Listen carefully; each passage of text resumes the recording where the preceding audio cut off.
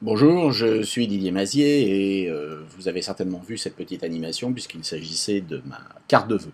Alors nous allons aujourd'hui nous intéresser à décortiquer exactement comment ça a été fabriqué. Alors première chose à considérer, il y a un petit bonhomme qui marche et ce petit bonhomme il est constitué d'un certain nombre de positions. Je me suis inspiré de Hungry Animator et sur idleworm.com /ao/index shtml, j'ai téléchargé cette image qui m'a permis, une fois importée dans Illustrator, de comprendre comment était structuré le mouvement d'une personne qui marche. Elle est constituée de 9 animations, enfin de 9 slides en fait. Et puis qu'est-ce que j'ai fait avec un calque? J'ai dessiné, redessiné ces différents éléments et j'ai également ajouté un petit aspect qui est en fait géré par les formes d'Illustrator. C'est-à-dire que ici c'est un tracé vectoriel, mais vous avez une forme, et puis on a choisi la forme qui se trouve ici, qui est anthracite fusain, et qui donne cet aspect fait à la main. Alors une fois que ça a été fait, j'ai copié les différents éléments que j'avais dessinés et je les ai repositionnés sur un seul et même élément, chaque position se trouvant sur un calque. Alors le calque 5, en fait, c'est le calque qui matérialisait la ligne et puis qui me permettait de mettre un dégradé dans le fond afin de bien vérifier que je n'ai pas de transparence oubliée dans les éléments. Et puis ensuite, vous aviez les différentes positions qui se trouvent les uns sur les autres, sachant que le point d'appui se fait sur la ligne de base. Donc le personnage, vous voyez, monte et descend au fur et à mesure. Et puis ensuite, j'ai fait un export pour le web de chacune de ces images. Walk 1, Walk 2, Walk 3, Walk 4, Walk 5, etc. Que j'ai réimporté dans mon animation Edge Animate. Quand on ouvre une animation d'Animate qui n'a pas été fait par vous mais par quelqu'un d'autre, c'est un gigantesque chantier et il est parfois difficile de s'y retrouver. Vous voyez, on a un certain nombre d'éléments qui se trouvent tout partout. Alors on va essayer de faire ça très simplement. Premièrement, en ce qui concerne la typographie, vous avez remarqué que la typographie ici est assez particulière. C'est très simple, j'ai ajouté une police via les polices qui sont fournies par l'Adobe Cloud, c'est-à-dire j'ai cliqué ici pour ajouter une police web et j'ai été chercher dans les Adobe Wedge Font la police qui m'intéressait. Une fois que c'était fait, cette police est ajoutée et lorsque vous avez un texte ici, vous retrouvez cette police dans la liste des polices à appliquer. En ce qui concerne le petit bonhomme qui marche, alors le petit bonhomme qui marche, c'est un symbole, c'est-à-dire que le mouvement du petit bonhomme est géré en tant que tel. Et donc en faisant un clic droit sur le petit bonhomme, on a converti ce petit bonhomme en symbole.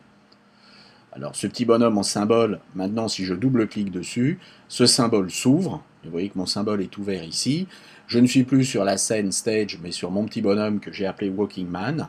J'ai importé mes différentes images qui se trouvent ici dans mes actifs, Walk 1, Walk 2, etc. Et puis je retrouve dans les symboles mon petit Walking Man. Et si vous regardez mon petit Walking Man, qu'est-ce qui fait mon petit Walking Man? On a les différentes images Walk 1, Walk 2, etc. Qui s'affichent. Et sur une fraction de seconde, il effectue son pas.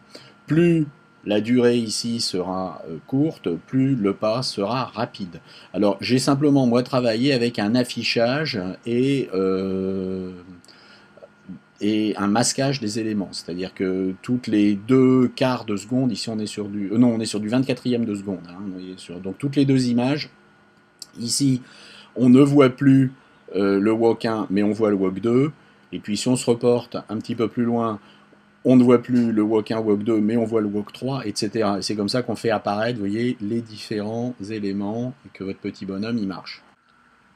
Pour que le mouvement soit perpétuel, c'est-à-dire qu'il continue de marcher, il va falloir ici créer une boucle.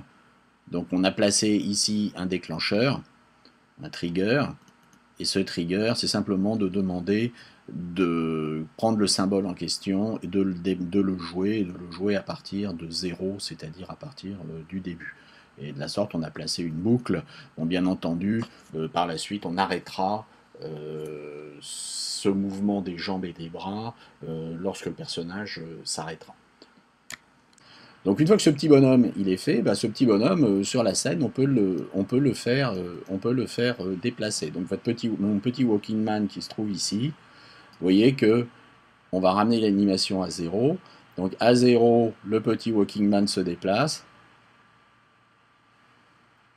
Et puis bah, il va tirer derrière les différents éléments. Donc précisons que bah, c'est des déplacements. Hein. Précisons quand même que sur le petit Walking Man, à certains moments, quand il saute en l'air, on arrête son mouvement. Donc vous voyez que ici, il va sauter en l'air. Donc c'est son petit saut. Ici, j'ai demandé à ce qu'on arrête son déplacement. Et puis bah, quand il a terminé son saut, il recommence à pédaler, c'est-à-dire les jambes recommencent à se mettre en mouvement. La façon dont le mot animé est tombé, donc là par contre bah, on a géré les lettres individuellement.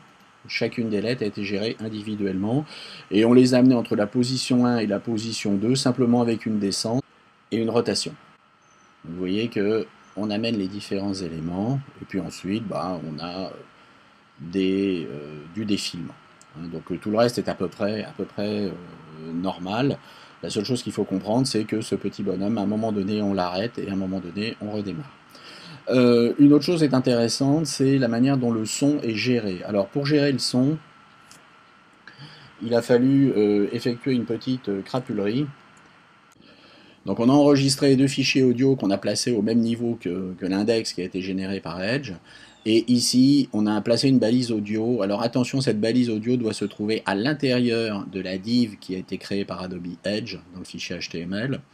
Donc ça, on l'a écrit manuellement. Hein. Ici, je suis dans TextWrangler. Vous pourriez être dans Notepad++ si vous étiez sur PC. Et on a enregistré dans 2 formats, MP3 et OGG. Donc on a converti avec un logiciel de conversion. Pour la bonne et simple raison, c'est que Firefox ne reconnaît pas l'OGG. On pourrait ici préciser également un titre. Hein, le titre normalement n'a pas été précisé automatiquement par Adobe Edge. Donc ici on pourrait préciser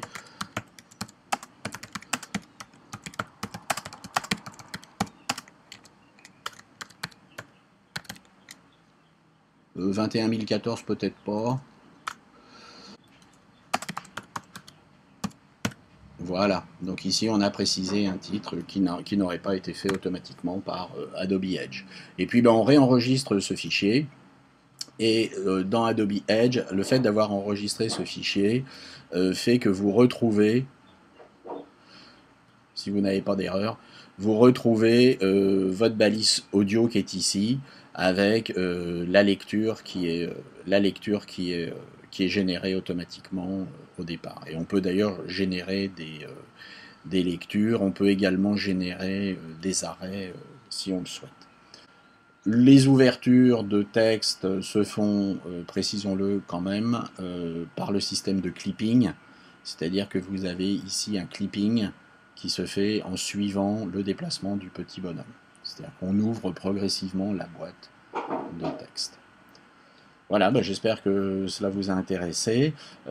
Si vous avez des questions, allez-y, commentez. Et puis peut-être que vous avez vous-même des fichiers animés qui sont intéressants et ça me fera très plaisir de les regarder.